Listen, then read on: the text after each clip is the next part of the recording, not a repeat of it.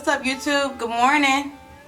I could have put on some earrings, but I didn't. And I'm gonna put on these glasses because it's story time, and we finna get into some Flannery O'Connor. Oh, they're dirty.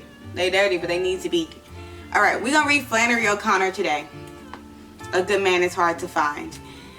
Before we get started, I'm Brianka J. This is Book Talk, and I do all things literary analysis, reviews, and recommendations, and every once in a while a good old story time. Today's story is Flannery O'Connor, The Good Man is Hard to Find. I read this in college the first time I read it, and then I also read it to my seniors when I taught senior English. Anyway, great story.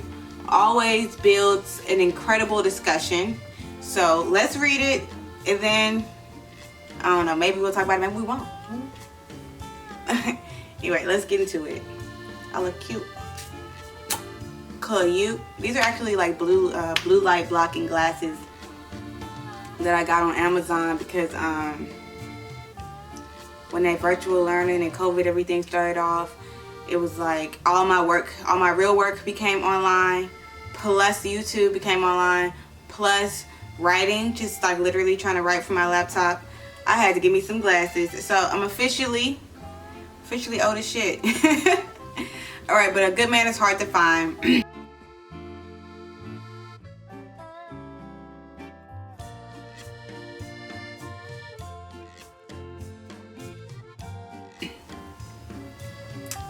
The grandmother didn't want to go to Florida. She wanted to visit some of her connections in East Tennessee, and she was seizing at every chance to change Bailey's mind. Bailey was the son she lived with, her only boy. He was sitting on the edge of his chair at the table, bent over the orange sports section of the journal. "Now look here, Bailey," she said. "See here, read this." And she stood with one hand on her thin hip and the other rattling the newspaper at his bald head. "Here, this fellow that calls himself the Misfit is loose from the federal pen and headed toward Florida. And you read here what it says he did to these people? Just you read it. I wouldn't take my children in any direction with a criminal like that on the loose in it. I couldn't answer to my conscience if I did." Bailey didn't look up from his reading, so she wheeled around and faced the children's mother, a young woman in slacks, whose face was as broad and innocent as a cabbage and was tied around with a green headkerchief that had 2 points on the top like rabbit ears. She was sitting on the sofa, feeding the baby his apricots out of a jar. "The children have been to Florida before," the old lady said. "You all ought to take them somewhere else for a change so they would see different parts of the world and be broad. They never have been to East Tennessee." The children's mother didn't seem to hear her, but the 8-year-old boy John Wesley, a stocky child with glasses, said, "If you don't want to go to Florida, why don't you stay at home?" He and the little girl, June Starr, were reading the funny papers on the floor. "She wouldn't stay at home to be queen for a day," June Starr said without raising her yellow head. "Yes, and what would you do if this fellow, the Misfit, caught you?" the grandmother asked. "I'd smack his face," John Wesley said. "She wouldn't stay home for $1,000,000, June Starr said. "Afraid she missed something. She has to go everywhere we go." "All right, miss," the grandmother said. "Just remember that the next time you want me to curl your hair." June Starr said her hair was naturally curly. The next morning, the grandmother was the first one in the car, ready to go. She had her big black valise that looked like the head of a hippopotamus in one corner, and underneath it she was hiding a basket with Pitty Sing the cat in it. She didn't intend for the cat to be left alone in the house for 3 days because he would miss her too much, and she was afraid he might brush against one of those gas burners and accidentally asphyxiate himself. Her son Bailey didn't luck to arrive at a motel with the cat. She sat in the middle of the back seat with John Wesley and June Starr on either side of her. Bailey and the children's mother and the baby sat in front, and they left Atlanta at 8:45 with the mileage on the car at 55,890. The grandmother wrote this down because she thought it would be interesting to say how many miles they had been when they got back. It took them 20 minutes to reach the outskirts of the city. The old lady settled herself comfortably, removing her white cotton gloves and putting them up with her purse on the shelf in front of the back window. The children's mother still had on slacks and still had her head tied up in a green kerchief. But the grandmother had on a navy blue straw sailor hat with a bunch of white violets on the brim and a navy blue dress with a small white dot in the print. Her collars and cuffs were white organdy trim with lace, and at her neckline she had pinned a purple spray of cloth violets containing a sachet.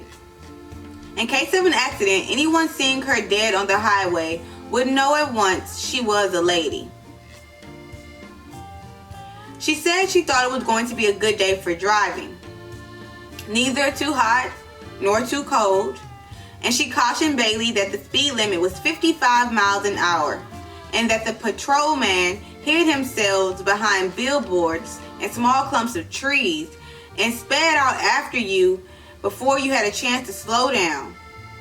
She pointed out interesting details of the scenery: Stone Mountain, the blue granite that in some places came up to both sides of the highway, the brilliant red clay banks slightly streaked with purple, and the various crops that made rows of green lace work on the ground.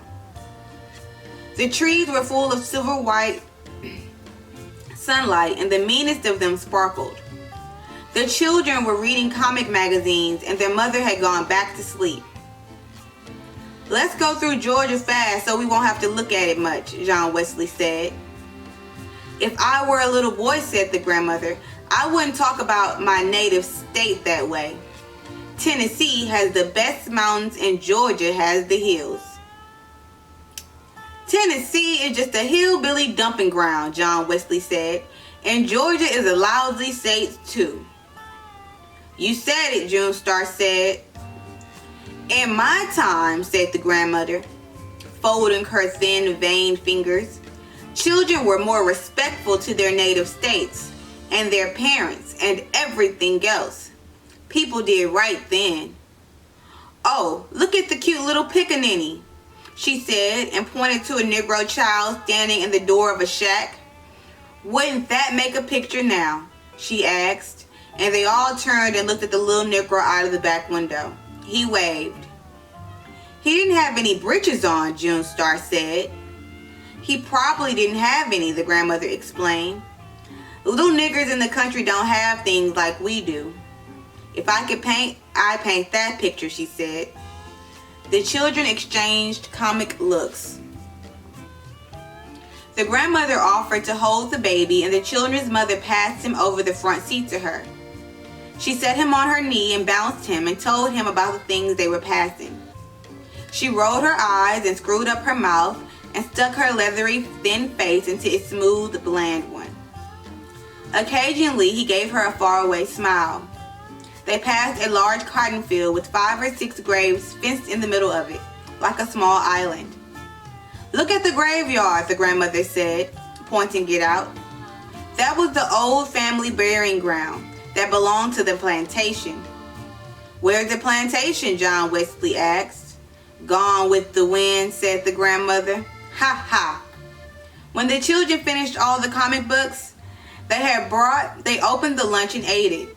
The grandmother ate a peanut butter sandwich and an olive and would not let the children throw the box and the paper napkins out the window. When there was nothing else to do, they played a game by choosing a cloud and making the other 2 guess what shape it suggested. John Wesley took one the shape of a cow, and June Star guessed a cow, and John Wesley said no, an automobile, and June Star said he didn't play fair, and they began to slap each other over the grandmother. The grandmother said she would tell them a story if they would keep quiet. When she told a story, she rolled her eyes and waved her head and was very dramatic. She said once when she was a maiden lady, she had been courted by Mr. Edgar Adams Teagarden from Jasper, Georgia. She said he was a very good-looking man with a gentleman and that he brought her a watermelon every Saturday with his initials cut in EAT. Well, one Saturday, she said, Mr. Teagarden brought the watermelons. There was nobody at home, and he left it on the front porch and returned in his buggy to Jasper. But she never got the watermelon, she said, because a nigger boy ate it when he saw the initials EAT. This story tickled John Wesley Funny Bone, and he giggled and giggled, but June Starr didn't think it was any good. She said she wouldn't marry a man that just brought her a watermelon on Saturday.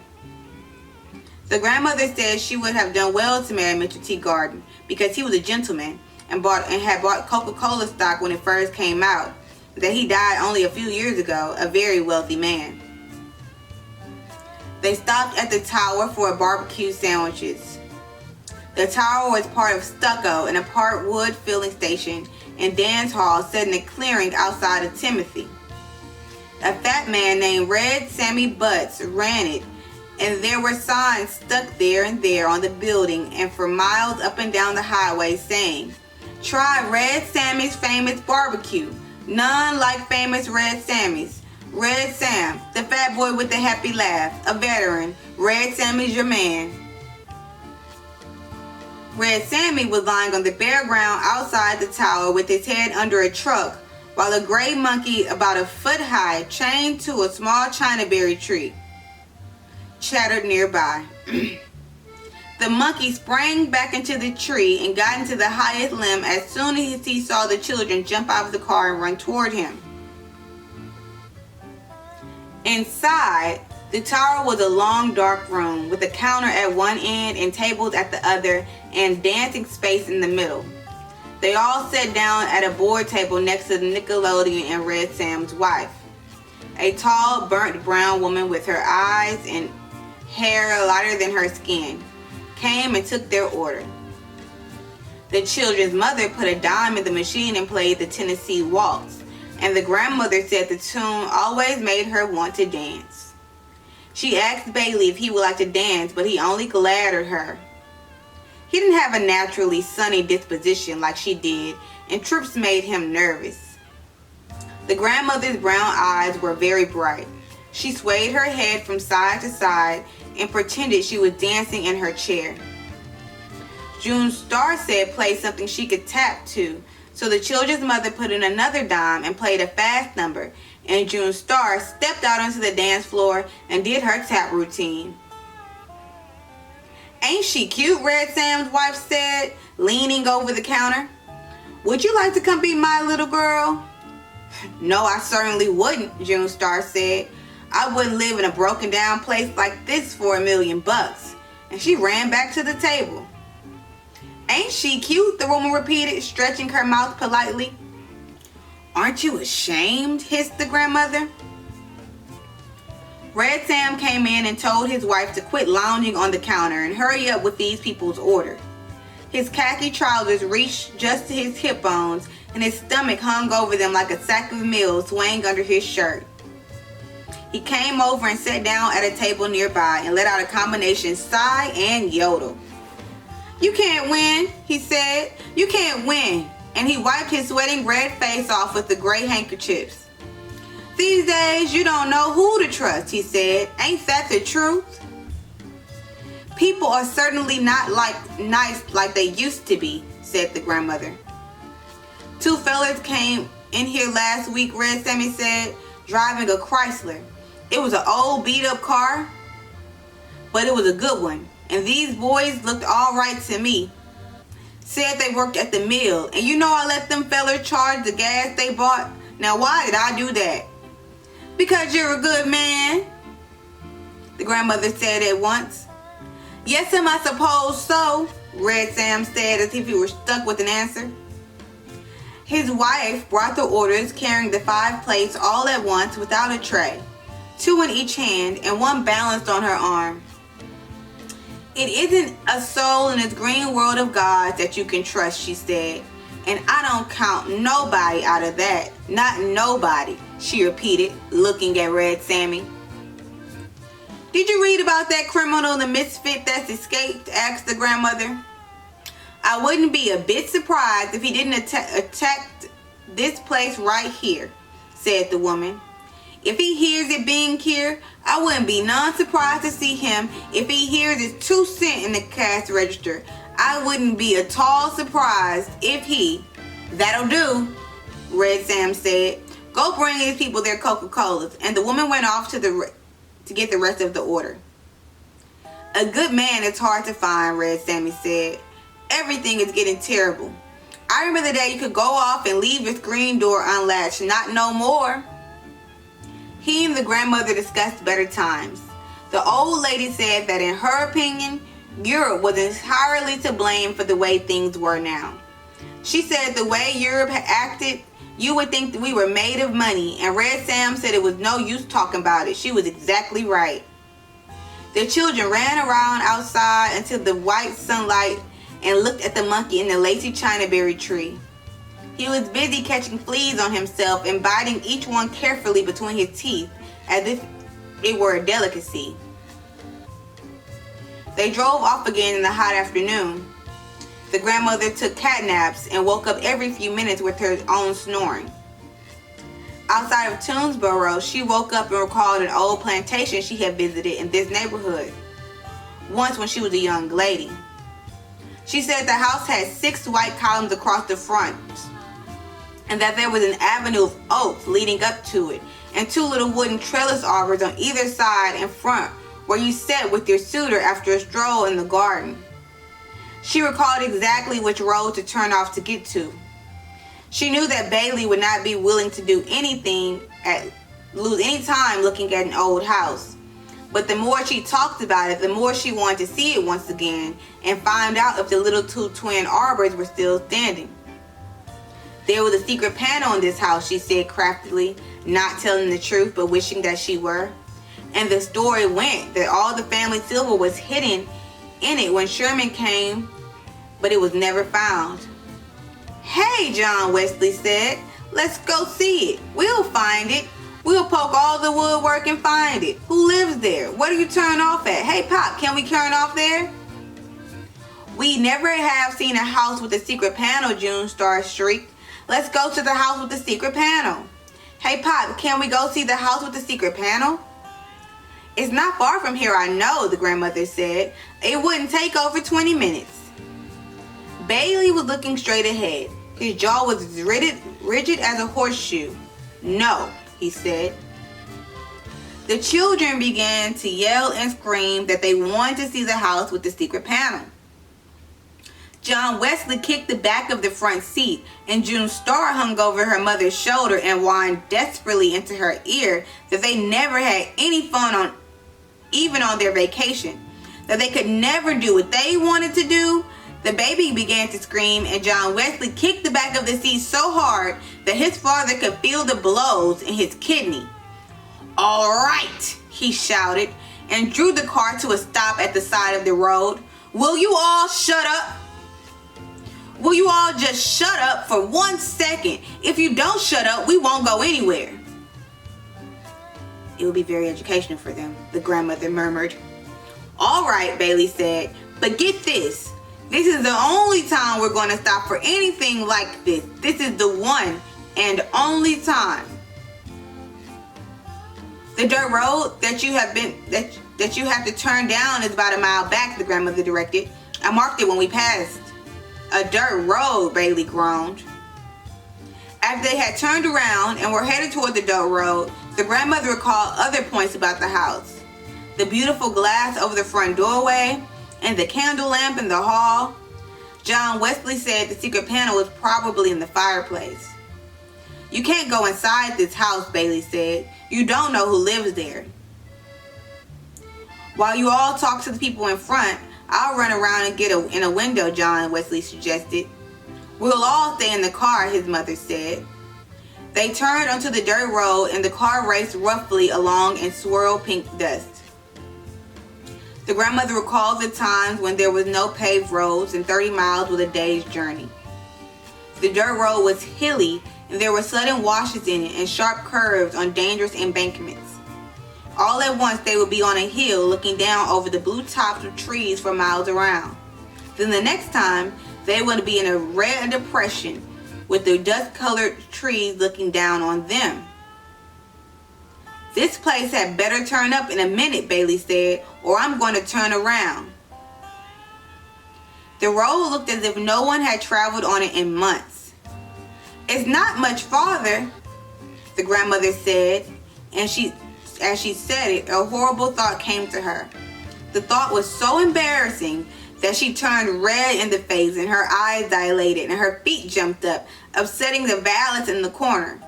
The instant the valise moved, the newspaper top she had over the basket under it rose with a snarl, and Pity seeing the cat sprang onto Bailey's shoulder.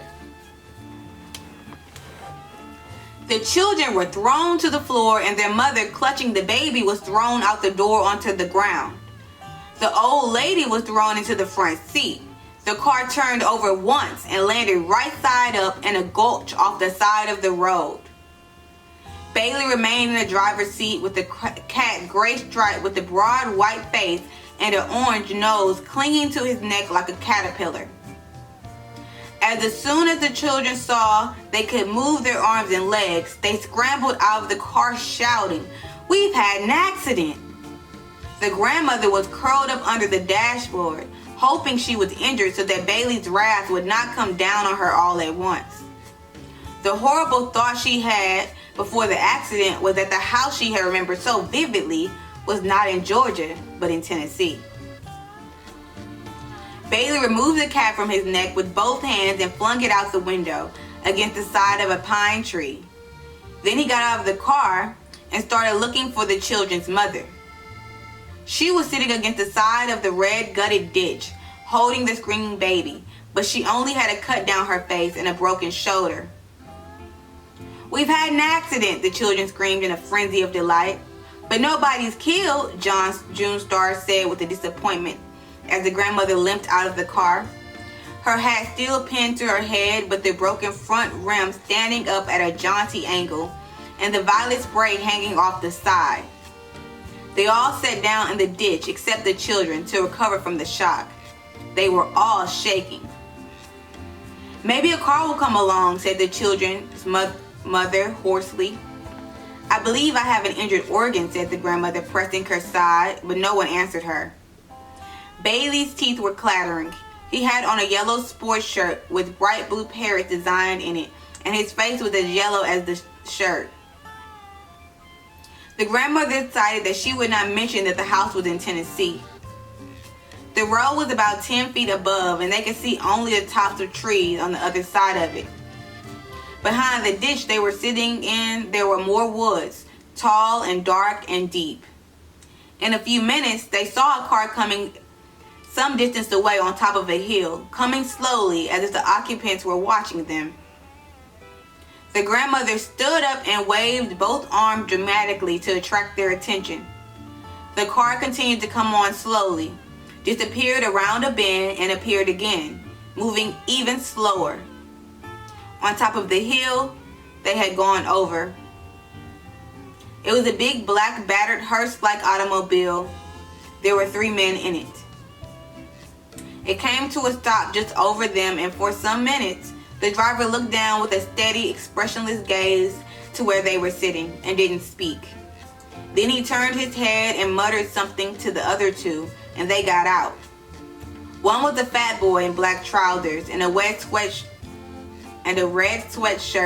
with a silver stallion embossed on front of it. He moved around to the right and stood staring, his mouth partly open in a kind of loose grin. The other had on khaki pants and a blue striped coat and a gray hat pulled down very low, hiding most of his face. He came around slowly on the left side. Neither spoke. The driver got out of the car and stood by the side of it, looking down at them. He was an older man than the other 2. His hair was just beginning to gray, and he wore silver-rimmed spectacles that gave him a scholarly look. He had a long, creased face and didn't have any shirt or undershirt. He had on blue jeans that were too tight for him and was holding a black hat and a gun. The 2 boys also had guns. "We've had an accident," the children screamed. The grandmother had the peculiar feeling that the bespectacled man was someone she knew. His face was familiar to her, as if she had known him all her life, but she could not recall who he was. He moved away from the car and began to come down to the embankment, placing his feet carefully so that he wouldn't slip. He had on tan and white shoes and no socks, and his ankles were red and thin. "Good afternoon," he said. "I see you all had a little spill." "We turned over twice," said the grandmother. "Once," he corrected. "We seen it happen." "Try their car and see will it run, Hiram," he said quietly to the boy with the gray hat. "What you got that gun for?" John Wesley said. "What you gonna do with that gun?" "Lady," the man said to the children's mother, "would you mind calling them children to sit down by you? Children make me nervous. I want you all to sit down right together where you at." "What are you telling us what to do for?" June Star said. Behind them, the line of woods gaped like a dark open mouth. "Come here," said their mother. "Look here now," Bailey began suddenly. "We're in a predicament. The grandmother shrieked. She scrambled to her feet and stood staring. "You're the Misfit," she said. "I recognized you at once." "Yes'm," the man said, smiling slightly as if he were pleased in spite of himself to be known. "But it would have been better for all of you, lady, if you hadn't have recognized me." Bailey turned his head sharply and said something to his mother that shocked even the children. The old lady began to cry and the Misfit reddened. "Lady," he said, "don't you get upset. Sometimes a man says things he don't mean. I don't reckon he mean to talk to you that way." You wouldn't shoot a lady, would you?" the grandmother said, and removed a clean handkerchief from her cuff and began to slap at it with her eyes. The Misfit pointed the toe of his shoe into the ground and made a little hole and then covered it up again. "I would hate to have to," he said. "Listen," the grandmother almost screamed. "I know you're a good man. You don't look a bit like you have common blood. I know you come from nice people." "Yes'm," he said. "The finest people in the world." When he smiled, he showed a row of strong white teeth. "God never made a finer woman than my mother, and my daddy's heart was pure gold," he said. The boy with the red sweatshirt had come around behind them and was standing with his gun at his hip. The Misfit squatted down on the ground. "Watch them children, Bobby Lee," he said. "You know they make me nervous." He looked at the 6 of them huddled together in front of him, and he seemed to be embarrassed, as if he couldn't think of anything to say. "And a cloud in the sky," he remarked, looking up at it. "Don't see no sun, but don't see no cloud either." "Yes, it's a beautiful day," said the grandmother. "Listen," she said, "you shouldn't call yourself the Misfit because I know you're a good man at heart. I can just look at you and tell." "Hush," Bailey yelled. "Hush, everybody shut up and let me handle this." He was squatting in the position of a runner, about to sprint forward, but he didn't move. "I appreciate that, lady," the Misfit said, and drew a little circle in the ground with the butt of his gun. "It'll take a half hour to fix this here car," Hiram yelled, looking over the raised hood of it. "Well, first you and Bobby Lee get him and the little boy and step over yonder, would you?" the Misfit said, pointing to Bailey and John Wesley. "The boys want to ask you something," he said to Bailey. "Would you mind stepping back in the woods there with them?" "Listen," Bailey began, "we're in a terrible predicament. Nobody realizes what this is." And his voice cracked. His eyes were as blue and intense as the parrots in his shirt, and he remained perfectly still. The grandmother reached up to adjust to her hat brim as if she were going to the woods with him, but it came off in her hand. She stood staring at it. After a second, she let it fall to the ground. Hiram pulled Bailey up by the arm as if he were assisting an old man. John Wesley caught hold of his father's hand, and Bobby Lee followed. They went off toward the woods, and just as they reached the dark edge, Bailey turned and, supporting himself against the gray naked pine trunk, he shouted, I'll be back in a minute, Mama. Wait on me. Come back this instant, his mother shrilled, but they all disappeared into the woods. Bailey boy, the grandmother called in a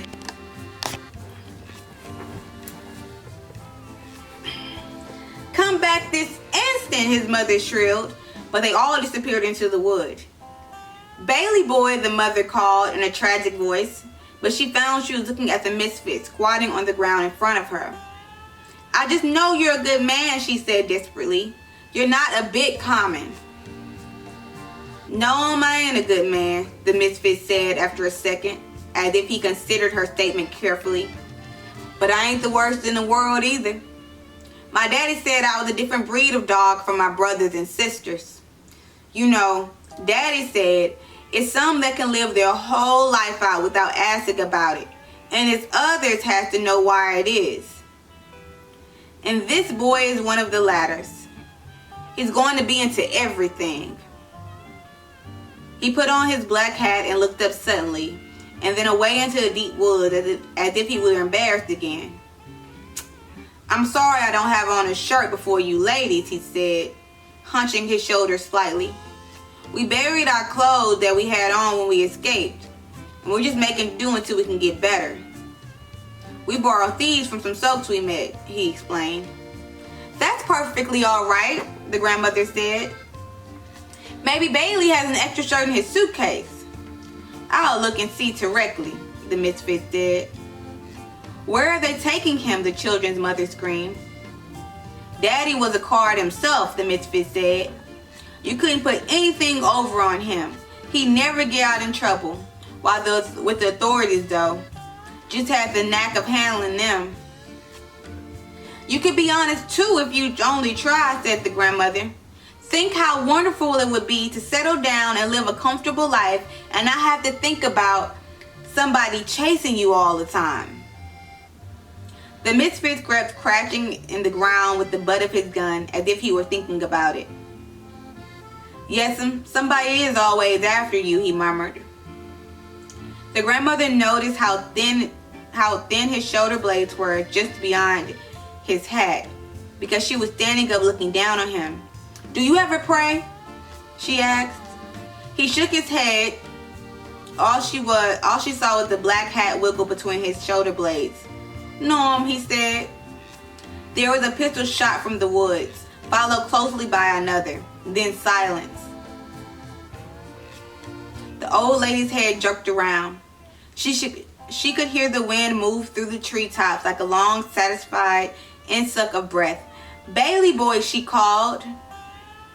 I was a gospel singer for a while, the Misfit said. I've been most everything.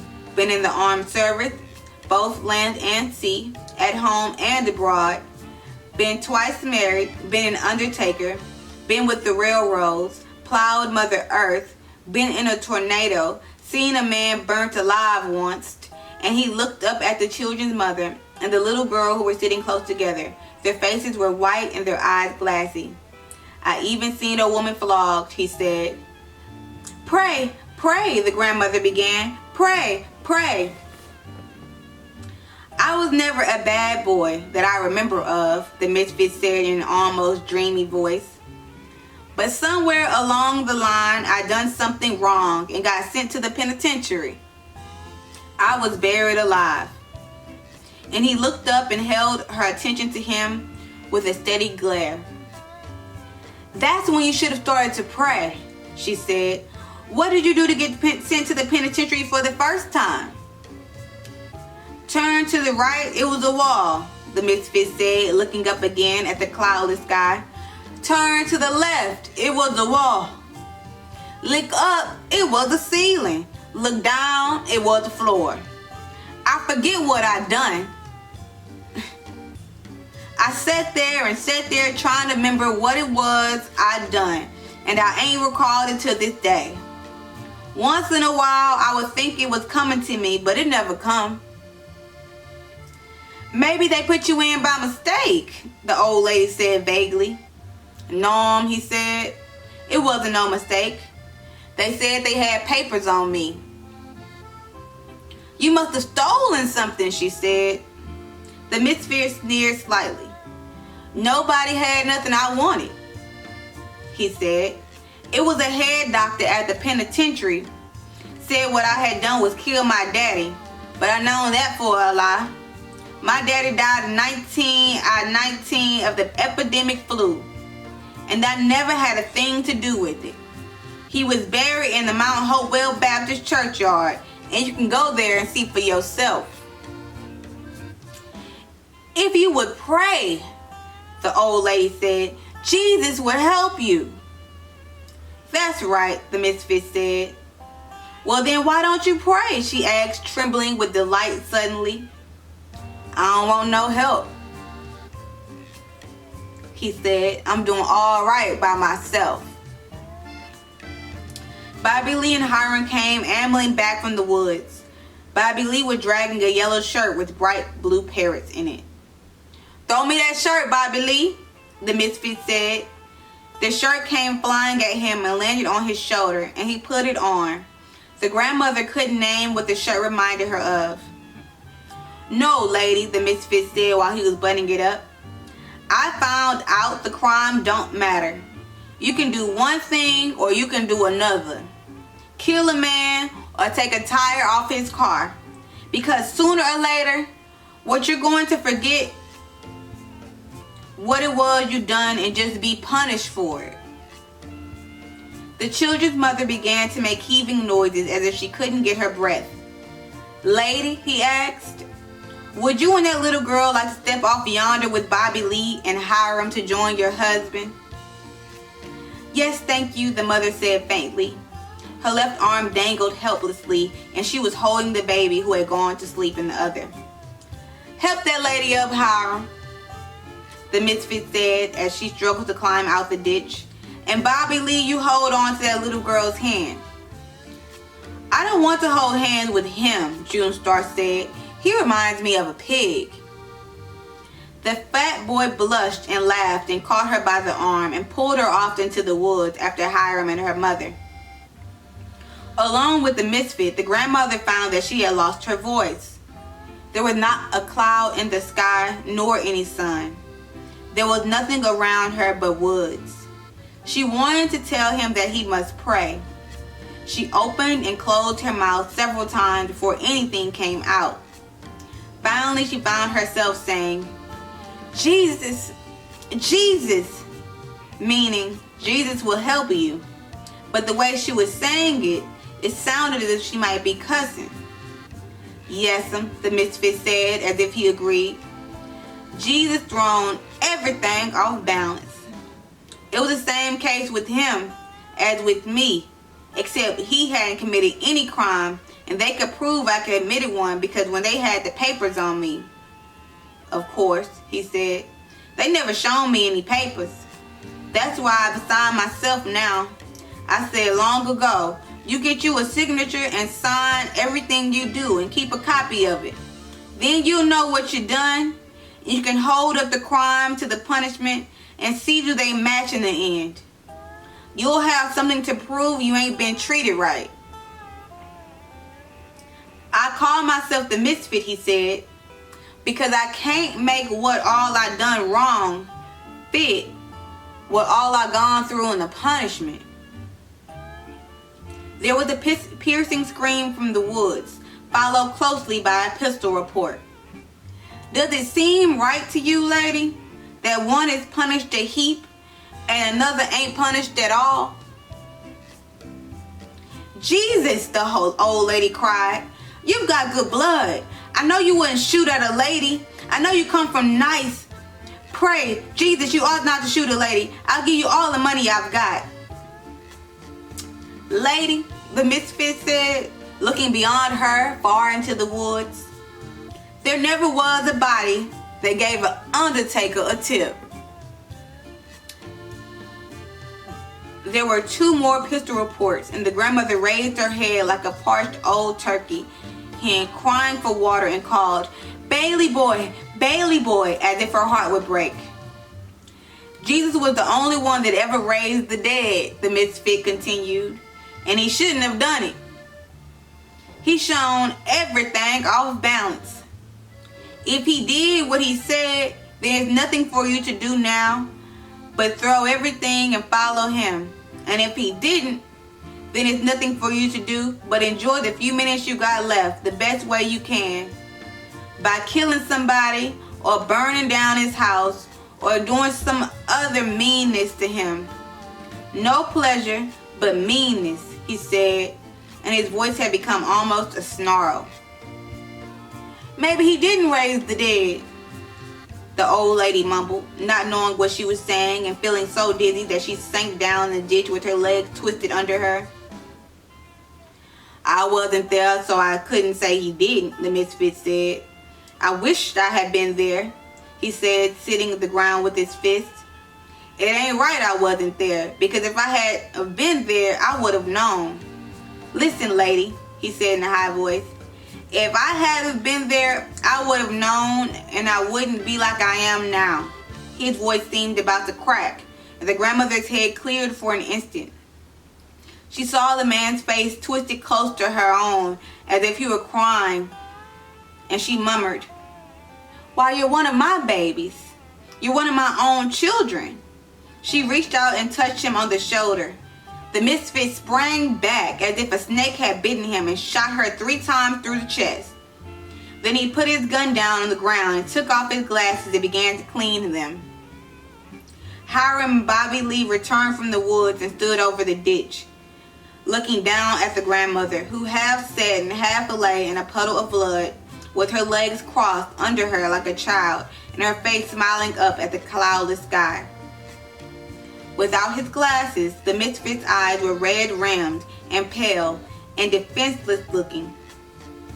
Take her off and throw her where you thrown the others, he said, picking up the cat that was rubbing itself against his leg.